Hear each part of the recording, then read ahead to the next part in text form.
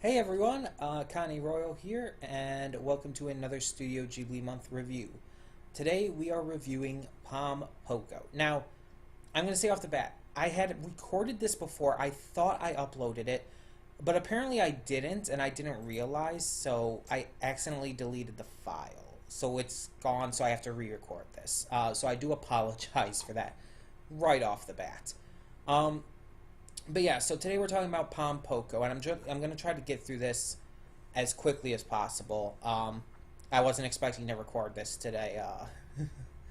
So Pom Poko is a story about a group of tanuki, or raccoon dogs, who are trying to protect their land from getting taken over by the humans, who are trying to renovate it to create theme parks and living areas and whatnot. You get the general idea. And basically, the entire film centers around that idea. The raccoon dogs, the tanuki, are trying to fix this, trying to figure this out, trying to get the humans off their land. And I'm going to say off the bat that this movie does not end where you think it's going to end. It does not go the way you think. And I like that. I actually think that's refreshing. The characters aren't that memorable. See, the problem is there's a lot of them. There are a lot of characters in this film, and none of them really stand out. There's one character who I guess is supposed to be the main character. I can't think of his name right now. I guess I could pull up the information here. But he kind of just is blah.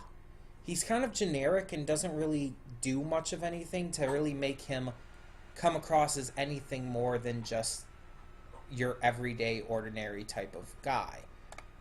He's very bland. Shokichi, that's his name. There's a lot of great voice actors. I will give this movie that. I mean, you have Jonathan Taylor Thomas, you have Tress MacNeille, J.K. Simmons, Kevin Michael Richardson, John DiMaggio, Brian George, Jess Harnell, Brian Posehn, and even Maurice LaMarche as the narrator.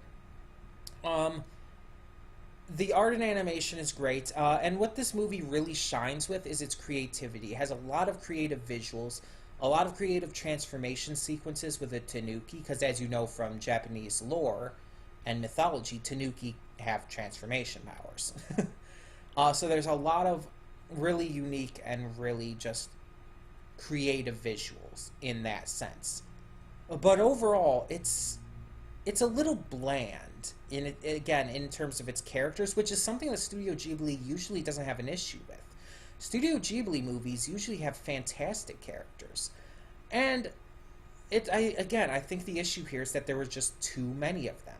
They were trying to introduce this giant clan of tanuki, as well as bringing in these other characters, these transformation masters, and everything, and it just became way too bloated, to the point where you couldn't really get a grasp for any of them. The story itself, while it does go off in a direction you don't expect, is nothing to write home about.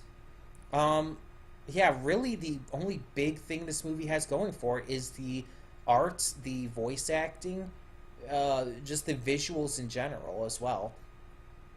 It's really that. Otherwise, the movie's just kind of okay. It's not bad. Don't get me wrong. It's not like a bad movie. It's nothing terrible. But it doesn't leave an impact.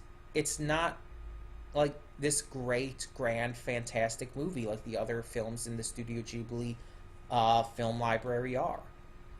It's not something I would really be excited to go back to and watch again, personally. But yeah, even now, it's like there's not really a lot to talk about with this film. There's not really a lot to discuss outside of what I already have to this point. So I do apologize for this review being so short, but yeah, it's just, I don't have anything else to say. If you have anything to say, if you have any thoughts on this movie, please share them down below. I'm really willing to hear anything. So tell me your thoughts on Pom Poko, and thank you so much for tuning in. I'm Connie Royal, and I'm signing off. See y'all next time.